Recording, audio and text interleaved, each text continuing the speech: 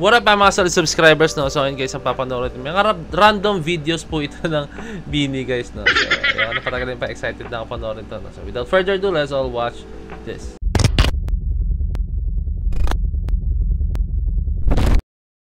Okay, let's go. Makapin nga yung tulog. Kumakain ako ng pandesal na may cheese pimiento na gawa ng mama ko. Nakita ni Joanna. Sabi niya, Direk, ano yan? Sabi ko, cheese pimiento. Kuha ka dun sa may system. Sabi, ay sige po. Tapos punta siya. Mamaya lumalabas siya, thank you po. Tapos bumalik siya sa standby area. Pagbalik niya, Direk, sa pa po ah. Tapos may sumusunod, si Maloy, si Gwen. Sabi ko, sige. Bago mapak. Ang kulit guys ng mga ganong klaseng interaction, no? Doon na may kita guys na talagang, ano mo yun, may side pa rin talaga ang Beanie na kakulitan po talaga guys. Hindi na mawala sa kanila. Pero ang cute lang kasi, no? Ang cute lang sa kanila yung pagiging gano'n nila na pag kinuwento mo, no? And ayun, yun yung mga sobrang sarap panoorin sa Beanie, no? Yung mga ganong klaseng side po talaga nila, no? Yung mga vlogs nila, no? Press. Alright. Everyone, look at the camera. So nakita ni Master Joe yung tito niya, no? So yung reaction niya, oh my God. Ang cute lang, no? Siyempre, no? Pag ito sa pinakamasarap na feeling, guys, no? Pag meron tayong kapamilya or kamag-anak na sinusuportahan tayo sa ginagawa natin. Sobrang sarap sa feeling nun, guys. Ibang level na feeling yun, no?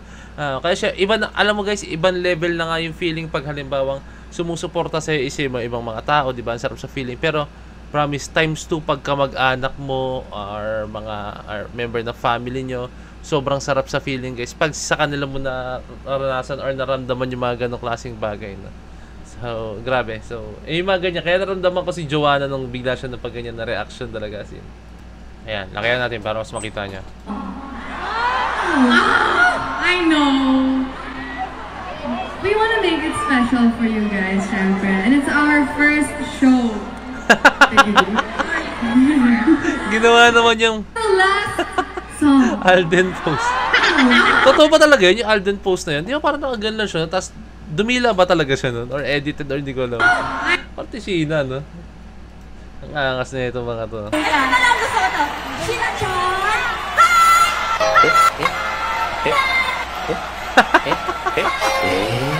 Tanggal tutuloy ng mga girls.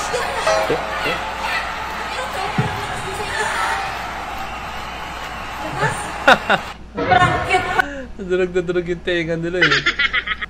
Okay guys, no, ang caption nito, bashers left the group daw. Okay.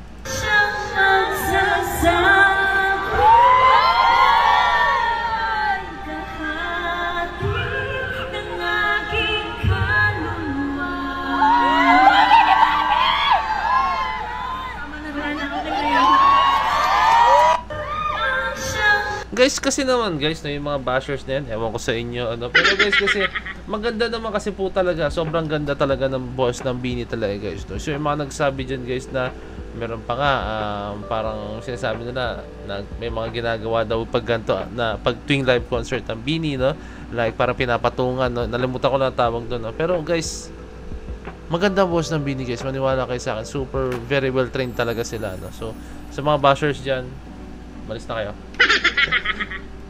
Okay, ito yung mga makukulit na moments nila, no? Ito. Ay, Diyos ko, naka-live ka pa. Ito yung makukulit guys. Maganda ka naman. Like, alam mo yun, hindi ka mag-aabiso sa ka-member mo.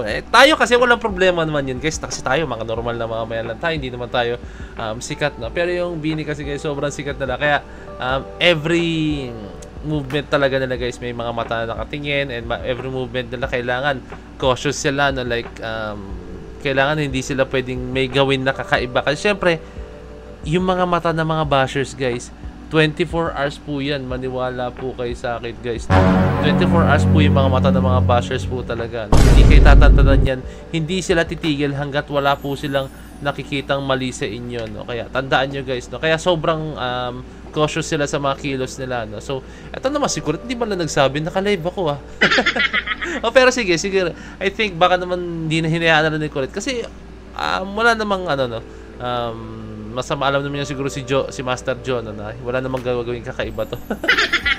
Maliban na lang kung sino yan guys, no? Mamaya biglang magsisigaw yan, tapos biglang kung ano-anong gawin, magmala Spider-Man.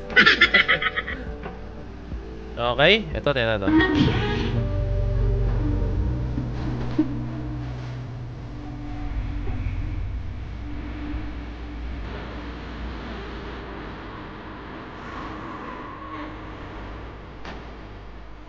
Grabe, sobrang powerful talaga ng boses ni Colette guys, as in. Ang powerful, yung range, napakataas, no? Grabe yung boses ni Colette. Ibang level talaga yung boses ni Colette guys. Na for me, isa si Colette, isa siya sa Bini. Although na alam natin guys yung sa girls, no? Napakarami sa kanila, sobrang taas ng boses talaga. Pero si Colette, for me, isa siya sa pinakamataas talaga ng boses. If not, siya yata may pinakamataas na boses sa kanila. Or correct me if I'm wrong kung sino guys, ha? Pero ang taas ng boss ni Colette, yung range talaga ng boss ni Colette. Grabe talaga. I got fire in one love and I move. No, you won't catch me holding up for a miracle. I'm right here and I got nothing to lose. Baby, I'm always looking up at the pinnacle. Never hold back, no. Give a little extra, always doing better. Keeping the heat on, zero pressure, zero diamonds on, zero pressure on, zero diamonds on, zero pressure, zero diamonds on, zero pressure on, you get zero diamonds on, zero pressure, zero diamonds. 5. Oh shit! Oh shit!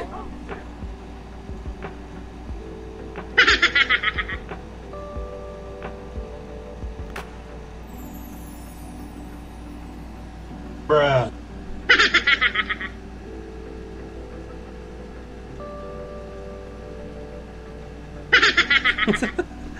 Grabe guys, yung boses ng Bini, no? So sa mga bashers dyan po, no? Sa mga bashers na nandyan, nakaabang sa kanila, no? Parang, alam mo yan, isa to sa mga video. Although na marami silang clips guys, no? Pero, alam mo yan, ang sarap punuin ng inbox nila ng mga videos ng Bini na may mga ganitong klaseng moments, no? Diba? Kasi ang sarap nila i-flood sa inbox, no? Oh, panoorin mo to, makulit ka, hindi pala magaling ang Bini, ha? Grabe talaga ang Bini, guys, no? From their dancer perspective po talaga, no? For me, as a from a dancer perspective, guys, no? Sobrang superb ng dancing ability ng Bini, no? Pero eto, idagdag mo pa po yung gantong klaseng ability ng Bini na sobrang galing kumanta. Wala. Endgame na po talaga, no? Sobrang galing ng Bini. Sobrang hands down, no? And napakarami rin pong mga tao, guys, na sobrang humahanga rin po talaga sa Bini, no? And hindi lang naman tayo. Sobrang dami po talagang tao na humahanga sa Bini, no? Isa na rin dun, guys, dahil din po sa sobrang positive na attitude po talaga nila, guys, no? And at the same time, napakwela nila panoorin. Never ka makita ng dull moments, no? And ayun yung usually yun naman po talaga ang magdadala sa isang grupo, na kailangan hindi kayo palaging seryoso, kailangan hindi kayo palagi na yun lang, yung goal lang yung iniisip nyo. Kailangan magsaya din kayo kahit papaano, no? Kasi once na makita ng mga audience na hindi na kayo masaya sa ginagawa nyo, no? Or mga fans na hindi kayo masaya sa ginagawa nyo, I think magsasuffer din po yung tiwala na binibigay sa inyo ng fans, no? Pero sa nakikita ng mga fans is talaga nakikita nila is masaya si Bini sa ginagawa nila, na kaya alam mo yun, nagba-bounce back, kaya para nagiging masaya rin po talaga sila. So yun guys, I hope na na-enjoy natin itong mga video. I hope na na-enjoy nyo po itong mga video na panood natin. Sobrang nag-enjoy po talaga ako. So this is Point of View signing out. Peace. Bless you.